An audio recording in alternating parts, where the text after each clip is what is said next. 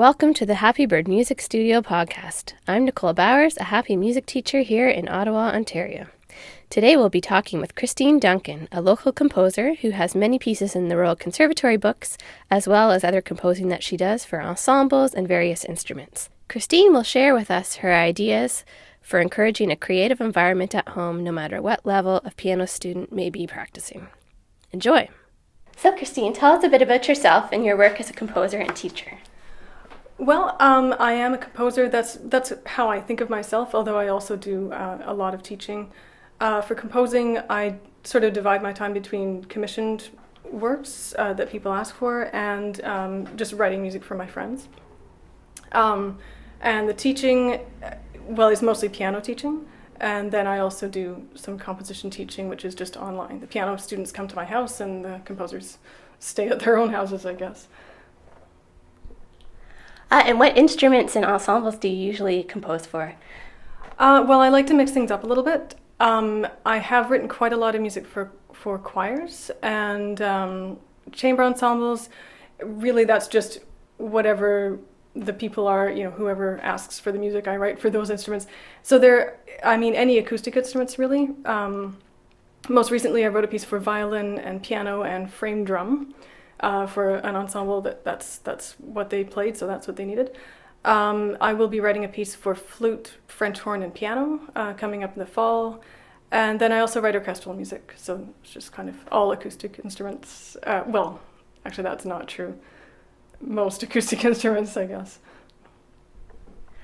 Do you have a favorite instrument to compose for? To compose for, I quite like the cello.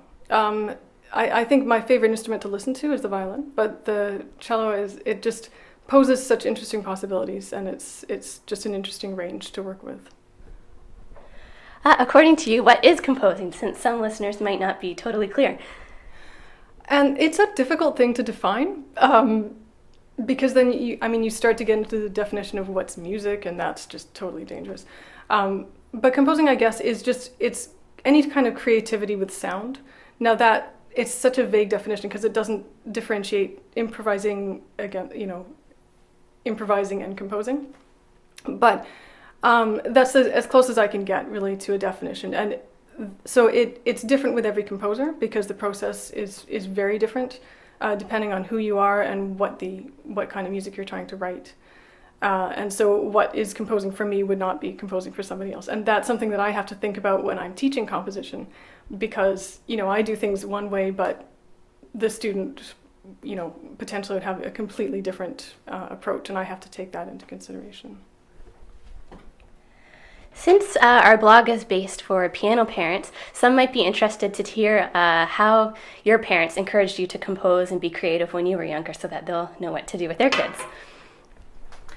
To be honest, I didn't need any encouragement when it came to creativity. I was, as a kid, I was sort of creative in an out of control way. I was writing stories and making pictures. I used to make computer games, I also wrote music. And so I think the best way that they could encourage me, and what they did, was just kind of to let it happen and to make sure that, they weren't sort of too involved in sort of criticizing or anything like that. They just kind of let me do what I wanted.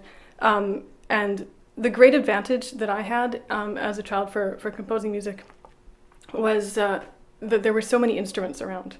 Obviously we had a piano, and then we had various violins, we had some brass instruments, we had instruments would come and go because my parents were both music teachers, and so there would be, a cello needed repairing or something, so we'd have a cello there for a week. And then my parents were both, they worked at different schools, and so there were these storage cabinets with all these instruments in them. And so I would get to experiment with all kinds of instruments, which I think was just a great thing when I was a child. Especially one time I was left in a room for a few hours, and there was an auto harp there.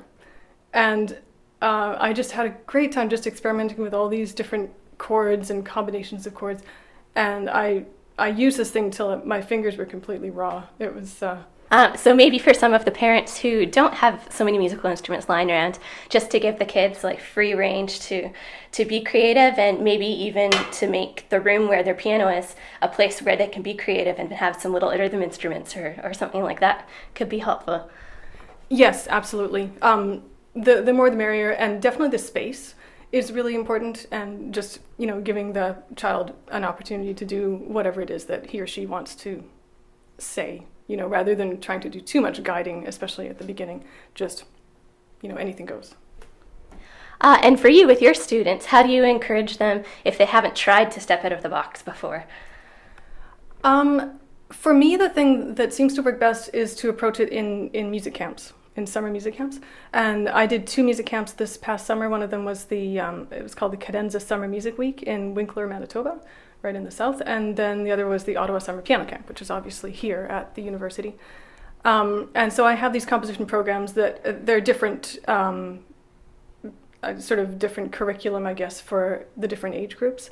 And so for the younger ones, it's kind of a group composition. We all work together and we think about melody and pitch and rhythm and all that kind of thing. And I have quite a lot of control over it. But, they're still sort of getting the idea of how to make decisions and be in control of the music. And then with the older students, really I start off by just giving them some thoughts about, well, these are some approaches to how to compose music, and then I just let them do it. And it's like magic. They all do it. They all manage to come up with something. So maybe when they're first getting started, it's good to have a larger, uninterrupted block of time than they might have with their usual practicing during the year, like on a vacation or summer. Yeah, I think it does work a little bit better if it's just sort of a focused amount of time. And I don't think that for most people, the sort of lessons over the course of a year really works for composition, because the inspiration tends to come in spurts. And so if it's something like that where it's, a 1-week camp, and this is what we're doing composition, and then they use up all their creative energy on that, and then they can take a break from it, until later. So it's a little bit different from piano. And when they're first starting out, especially for the younger students, do you think it's important for them to notate, to write down their compositions? I think it's an important thing that needs to be developed, because composing music and writing music are not the same thing. Like writing it down, it's a completely different process. And so my thoughts on this are that the student should be sort of able to experiment with the music and come up with the composition without actually thinking even about writing it down. And then the music that they come up with can be written down by a teacher or parent maybe, or whoever can do it. And then after that, the student can copy the teacher's work, so that they're still kind of involved in the process of notating, but they don't actually have to do the very tricky business of making sound show up as something that's on a page, because that takes kind of a long time to learn. I think it's a good point that you made about how they should copy it down afterwards, because that kind of gives them their ownership, and it's not just something in their teachers or their parents' writing. Then they get to own it and they really feel like it's theirs. Yes, absolutely. And they learn a lot about how it looks if they're the ones that have to write it out. So it keeps them involved in the process. And how important do you think it is for these creations to be played by other people other than themselves? I think that depends a little bit on the composer and what he or she has in mind. But performing a composition has the same benefit as performing anything. You kind of rise to this occasion. You have a certain standard that you're trying to set, and you have a deadline that you have to follow. And so you kind of rise to the occasion and make it as good as you possibly can, which you might not do if it were just sort of for fun and, just there's no performance in mind. And so, yeah, it's good to have a goal. Well, more about you. How come you chose to be a composer rather than to be a performer on that note? I never had any intention of being a performer. As a musician, I'm a terrible performer. I would be fine if I never set foot on stage ever again. And so for me, it was always, I needed to be doing something that was creative. And because creativity was such an important part of my life and music was such an important part of my life, why not just put them together? And so that's what I did. And there are lots of different things that we can do with music. We don't just have to perform. We can teach, we can compose, I don't know what else we can do. I'm sure there are lots of other things. So this is just the path that I've chosen. And how does it make you feel when you hear your pieces performed, especially for the first time? It's kind of scary. I sit in the audience if I'm not performing, which I try not to these days. I sit in the audience surrounded by all these people who have never heard the piece, and I try to imagine how they're hearing it. And honestly, usually I'm sitting there going, oh, this is so long. Why did I make this so long? Everyone is so bored. And I don't think that that's usually how people are thinking, but that, because I'm so nervous about everything, that's how it feels to me. Yeah, but it's part of the process, I guess. Tell us a bit about your online composing studio.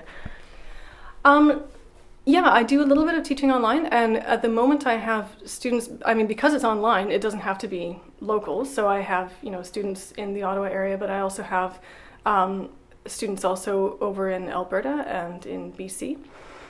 And it's really just all over email. I just send the assignments as email attachments and wait a week, and then the students send their assignments back to me, and then I mark them. And I think that that's a better way than, just like piano lessons where the student shows up and the teacher, and they're both in the same place in real time. Because I need quite a lot of time to think about what the student has done, what progress they're making, and what kind of challenges they might be ready for next. And so it just sort of streamlines the process a little bit rather than the student sitting there waiting for me to come up with some sort of intelligent response. I have a little bit more time to do it. Having been one of your composing students, I'd say I also really appreciate the comments that you write because you can refer back to them during the week. You don't have to try to remember what the teacher said, and also you're always positive. It just makes you feel nice to read the comments.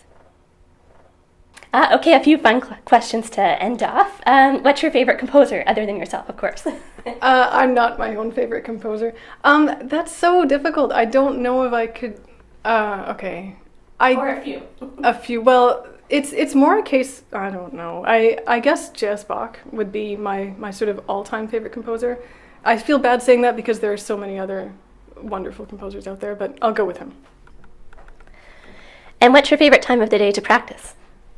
Well, for me, practicing is composing. They're kind of the same thing. So my favorite time is the morning, and that is because, for one thing, that's when I have time. I'm not teaching. And also because my brain hasn't really woken up. I'm not a morning person, actually. And so it allows me just to listen to what I'm doing rather than having my brain get involved in, making all sorts of criticisms and stuff like that. Sometimes you just need to listen. And what's the thing that helps you be creative and to compose the most? What would be your practicing aid?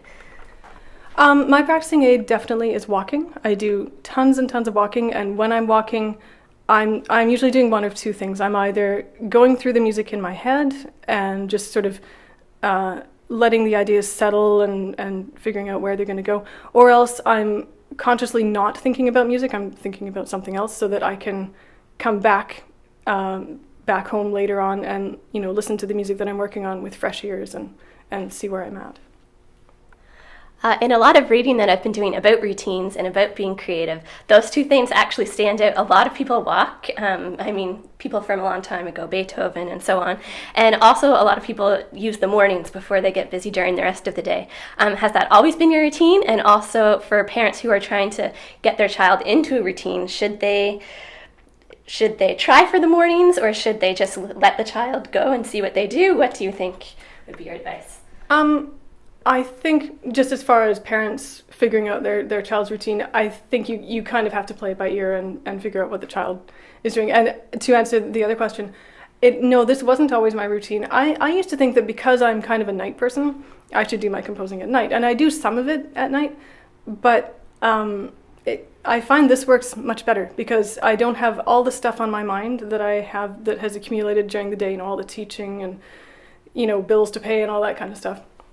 I'm not thinking about it in the morning.